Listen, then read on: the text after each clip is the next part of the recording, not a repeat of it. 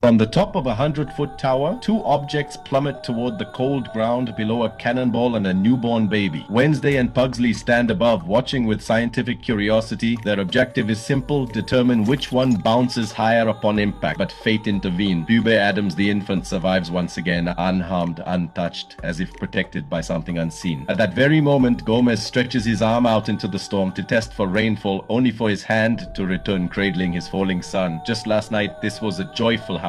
So what changed? The previous evening, Gomez and Morticia welcomed a new baby boy into their delightfully macabre family. They named him Pube. But to Wednesday and Pugsley, his arrival disturbs an ancient belief that when a new Adams child is born, one sibling must perish so the others may thrive. A grim tradition, one they assume still stands. Determined to honor what they believe is custom, the children repeatedly attempt to eliminate their infant brother, yet every plan fails. Gomez and Morticia gently rebuke them for their murderous enthusiasm, and the family witch clarifies the truth. That particular custom was abolished long ago. With tensions rising and Pube constantly in danger, Gomez and Morticia decide to hire help. Enter Debbie Jelinski, charming and elegant, radiating calculated sweetness. She is hired as Pube's nanny. What the family does not know is that Debbie is a calculated predator, a serial killer who seduces wealthy bachelors, marries them, and murders them for their inheritance. And the moment she steps into the Adams mansion, she begins assessing its wealth. Her eyes soon drift toward Fester, but she is not careless. From a distance, Debbie notices Wednesday lurking in camouflage, observing her every move. Debbie pretends not to notice. She smiles. She adapts. Wednesday, however, grows increasingly suspicious. She confronts Debbie directly, sensing darkness behind the polished exterior. With her cover nearly exposed, Debbie makes a strategic move. She manipulates Gomez and Morticia into sending Wednesday and Pugsley away to Camp Chippewa, a summer camp drenched in artificial cheerfulness and moral instruction. The camp is run by the relentlessly bubbly counselors Gary Granger and Becky Martin Granger, sunshine in human form. There, the Adams children meet Mandy, the embodiment of pastel perfection and forced optimism. Back at the mansion, with her greatest threat removed, Debbie sees her perfect opportunity. In the moonlit graveyard, surrounded by tombstones and whispers of the dead, she seduces Fester. Her voice softens. Her touch lingers. She feeds his loneliness and promises him love. Fester falls completely. Debbie finally pushes him to propose, sealing the engagement with her deceased mother's ring. And just like that, the trap is set. Chaos is gathering. Karma is waiting. Calamity is quietly breathing within the walls of the Adams castle. To find out what happens next, support the channel. Like, subscribe, and turn on notifications so you don't miss the next descent into darkness.